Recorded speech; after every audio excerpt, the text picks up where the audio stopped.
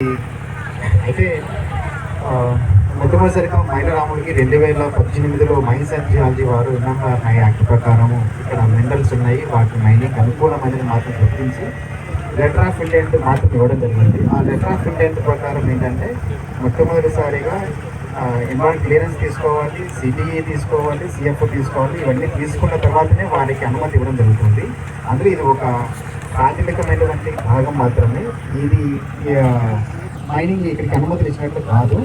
అందులో ఎల్ఓఏ ప్రకారము ప్రపోనెంట్ వాళ్ళు ఫస్ట్ మైనింగ్ ప్లాన్ అప్రూవ్ చేయించుకున్నారు. దాన్ని assistant director of mines and geology వాళ్ళు అప్రూవ్ చేశారు. వారు ఈ ప్రాంతంలో ఇన్ని మినరల్స్ ఉన్నాయి, వీటిని వెలికి తీయడం వల్ల ఇంత రెవెన్యూ ఉంటుందని ఆమోదించబడి వెళ్ళి వచ్చారు. అందులో ఇది మొట్టమొదటి. అయితే తర్వాత ఇంకా ఈ రిజర్వ్ ఎకో సెన్సిటివ్ జోన్ ఉంది. ఆ ఎకో సెన్సిటివ్ జోన్ ఉన్నప్పుడు ఇది కేటగిరీ ఏ అవుతుంది కదా అని అన్నారు.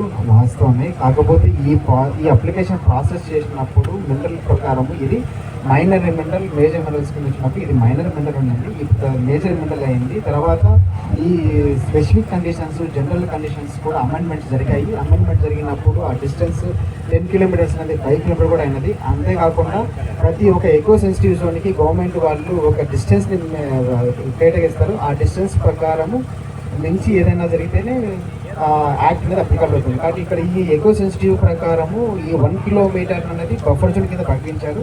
కాబట్టి అలాగే తీసుకుంటే ఇది 1.6 కిలోమీటర్ ఉంది. కాబట్టి మేము అప్లికేషన్ ప్రాసెస్ చేసినప్పుడు ఇది కూడా మైనర్ మిల్స్ వల్ల మాత్రమే ఇది స్టేట్ గవర్నమెంట్ వారు పరిగణలోకి తీసుకున్నారు. పరిగణలోకి తీసుకోవడమే కాకుండా ఇచ్చినటువంటి కండిషన్స్లో మొట్టమొదటి కండిషన్ ఏంటంటే ఎకో సెన్సిటివ్కి సంబంధించి ఎన్ఓసి ఫ్రమ్ ది డిఎఫ్ఓ తీసుకొని తర్వాత ప్రజాభిప్రాయకరణ సేకరించిన తర్వాత ఫైనల్ ఈఏ రిపోర్ట్ని సబ్మిట్ చేస్తేనే పరిమితులు ఇవ్వాలా లేదన్నది పరిగణలోకి తీసుకుంటారు. అందులో ఇంకా ఈ డిఎఫ్ఓ నుంచి పరిమితులు తీసుకోవాల్సి ఉన్నది. కానీ పబ్లిక్ హీరింగ్ ప్రకారము డ్రాఫ్ట్ రిపోర్ట్ సబ్మిట్ చేసి పబ్లిక్ హీరింగ్ కండక్ట్ చేశాము.